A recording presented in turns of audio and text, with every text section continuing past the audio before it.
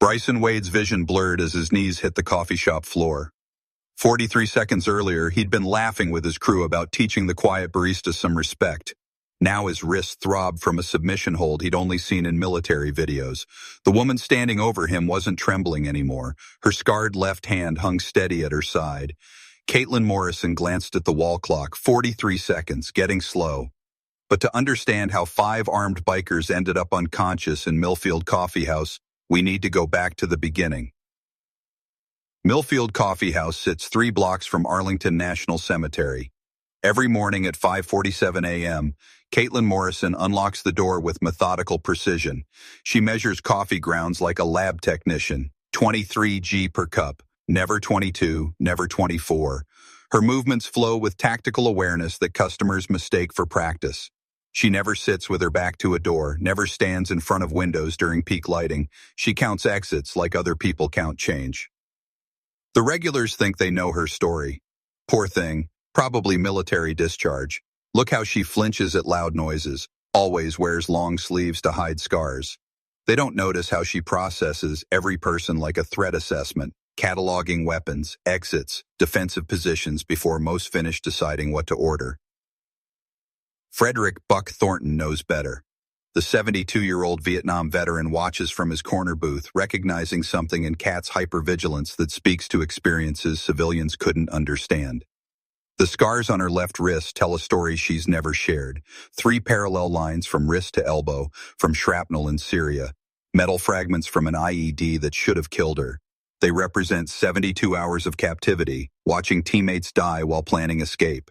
That's when she hears them. Motorcycle engines, multiple bikes in formation, 5 jets. Harley Davidsons pull in with deliberate intimidation. Bryson Wade, 6'2" in leather with Confederate patches, swaggers to the counter. His crew spreads out. Tank Morrison by the door, Snake Rodriguez left flank, the Peterson twins completing formation. "What can I get you?" Kat asks, continuing to clean. 5 black coffees. Think your pretty hands can handle that without breaking a nail? Kat prepares the order with laboratory precision. Bryson grows frustrated by her lack of reaction. "You deaf, sweetheart, or too stupid to understand when men are talking?" That's when Buck stands. "Ma'am, that watch under your sleeve, special features?" Kat's hand moves unconsciously to her wrist where metal catches light. "Because I remember hearing about special timepieces, devices for people who needed connection when regular communication wasn't possible." 60 seconds, Kat says suddenly. "You have 60 seconds to walk out." Their laughter explodes, but Buck isn't laughing. "Boys, listen to the lady." Bryson grabs Kat's scarred wrist. The contact triggers something automatic. Her body language changes to something dangerous. "Sweet Jesus," Buck whispers. "You're Ghost 23. The name hits like a physical blow. "That name is classified, Buck." "So is what happened in Syria, but some stories deserve telling." "What's Ghost 23? Bryson asks. Buck's laugh holds no humor. Ghost 23 was Petty Officer First Class Caitlin Morrison, Navy SEAL Team 6.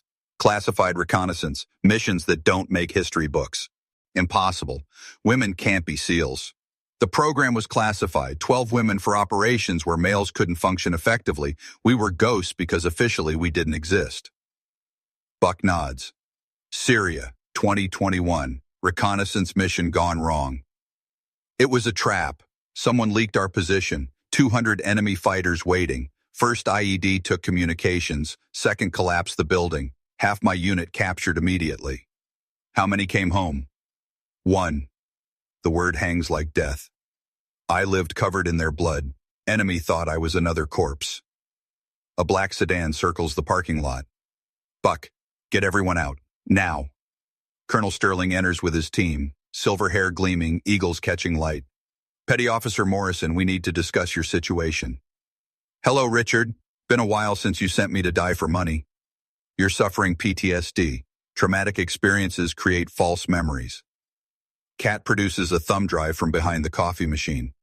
False memories, like encrypted communications with Taliban intermediaries, bank transfers to accounts under your wife's maiden name, timeline showing exactly how you sold 12 American warriors for 40,000 pieces of silver.